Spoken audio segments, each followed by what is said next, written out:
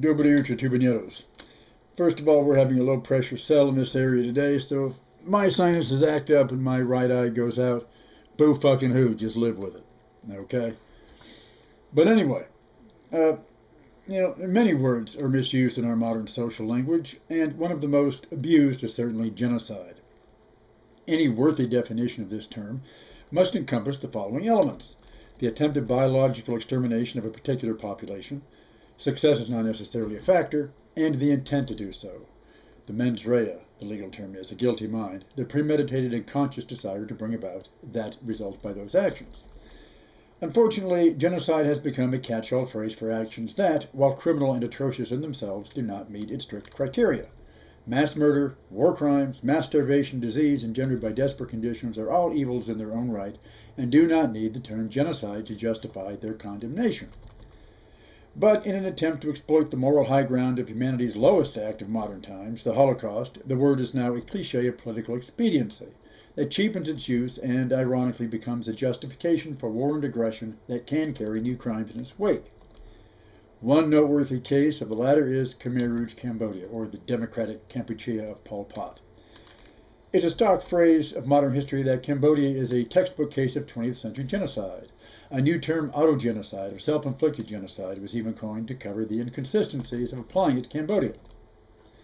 Okay, let me say it for you. There you go, Azov, trying to justify another totalitarian leftist regime. Because, of course, if you question the accepted wisdom of anything, you must be endorsing its opposite. Another disingenuous game normally played by those who distort words like genocide, intentionally or not. First of all, I don't endorse the regime of Democratic Kampuchea. And if you insist I do, I'll put out the word that you hang around elementary schools selling smack to 8-year-olds and cut it with rat poison. So don't start no shit, and they ain't going to be none. Fair enough? Pol Pot's house was an atrocious place, comparable to the death squad fledgling democracies of Latin America in the days of Ronald Reagan, or the reign of the Taliban in Afghanistan, or in Africa, Sierra Leone, or Mozambique, Suriname.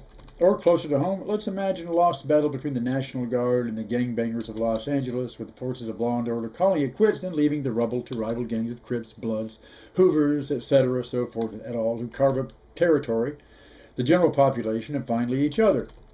And the results are always so predictable. Unspeakable suffering, refugees, war crimes, hunger, disease, but these did not produce genocide because the extent and intent of these crimes simply did not meet its requirements. So let's see why Cambodia did not qualify in the latter 1970s. Because, 1, the Khmer Rouge needed mass labor to rebuild the country according to their plans.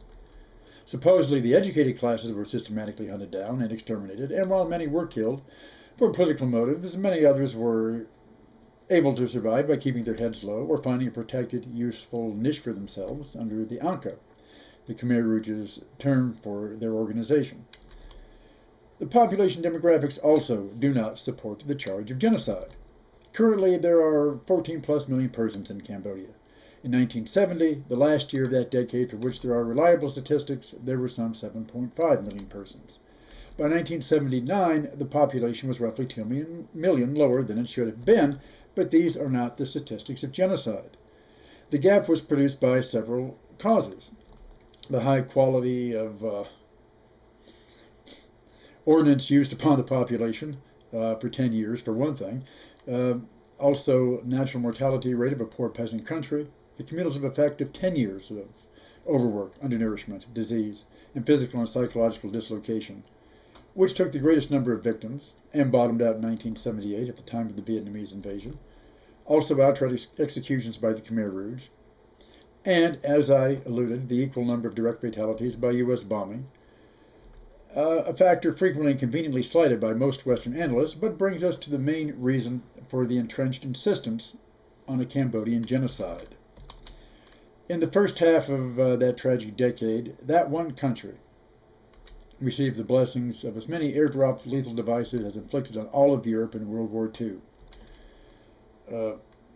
Cambodia being the kind of third world peasant society that it is, with always fragile institutions and infrastructure, of course, cannot endure such massive violation, and it was literally bombed into the Stone Age, the pet phrase of the U.S. Strategic Air Command whenever attacking smaller, weaker nations.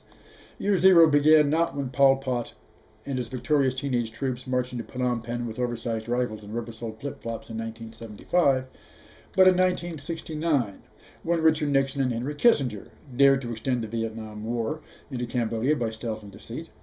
And as atrocious as the American war indeed was, it wasn't attempted genocide, as the left often insisted at the time.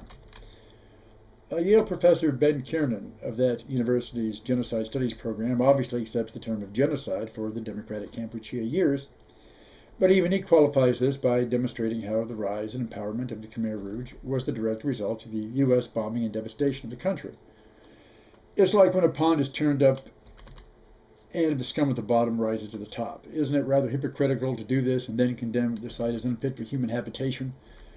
Although there was an example of real textbook genocide in Pol Pot, Cambodia, that of the Chams, the country's Muslim minority, who were indeed expressly targeted for extermination. But why the need to present the entire Khmer Rouge regime as genocidal, and all its policies and atrocities as proof of genocide? Well, there are two main partners in this, strange bedfellows indeed this side of Hollywood, former enemies who were the most responsible outside parties in the country's destruction, who used it as a surrogate for their own war, the United States and the Unified Socialist Republic of Vietnam.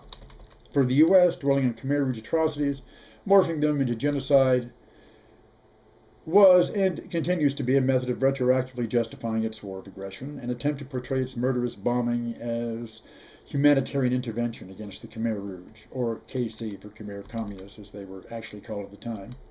Forget the inconvenient fact that the Angka was a marginalized, ragged gang of guerrillas in the jungle mist, thoroughly dependent on Vietnamese largesse, until the U.S. turned the place into a physical and institutional vacuum. Like Hiroshima and Nagasaki, another well-meaning example of saving lives. A continuation of the policy of don't judge us by what we really did because our hearts and minds, as always, at least are in the right place, even if we pave an expressway to hell for other people via our good intentions.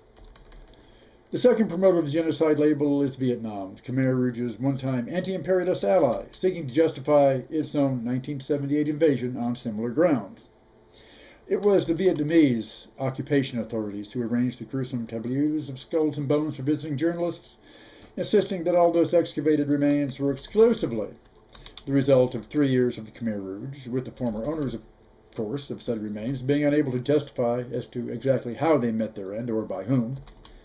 Vietnamese occupation authorities also rescued notorious mugshot photographs of the victims of Tuol Sleng Detention and Torture Center in Phnom Penh. Most of whose victims were fellow Khmer Rouges, by the way, as Angka began to cannibalize itself in a series of blood purges. But at least they had an identity that was preserved, providing clues to memory and to recovery, unlike those who disappeared in the secret torture centers and body dumps of Argentina and Chile during this same period, also facilitated by the authors of Cambodia's destruction in 1969, not to cast personal aspersions. But Vietnam, like them, also did not invade Cambodia for humanitarian reasons, to save its people from starvation under the collapsing Khmer Rouge regime, since it had much to do with bringing the country to that point, but rather to fulfill Hanoi's long-cherished goal of recreating the Commonwealth of former French Indochina under their own rule. The Workers' Party of Vietnam was founded by Ho Chi Minh as originally the Communist Party of Indochina, reflecting the political structure of colonialism and its commitment to reassert this after independence. So, between the two former enemies who did so much on their own to turn Cambodia into a wasteland for their own purposes, arose the common desire to erase their own responsibilities, to pin it all on Cambodia, on the Khmer Rouge, on Pol Pot, by exploiting the moral weight of the charge of genocide. Kanak on the phone and on the executive line. This one should be interesting. Hello? Who? Henry Kissinger? And you're pissed. General Pinochet forgot everything you taught him about Pinochle. Now, but that's not why you called. Just a reminder of viewers that you're not guilty of genocide, even if Christopher Hitchens labels you a war criminal. Well, I never charged you with genocide, sir, and you're certainly no more guilty of crossing that line than Pol Pot. Excuse me, what's that? Just concentrate on blaming America's enemies for the world's problems, and continue promoting Western standards of freedom and democratic values around the world, like we're doing in Iraq and Afghanistan. Who knows? Before it's done, your followers might turn the whole world into one big democratic Kampuchea.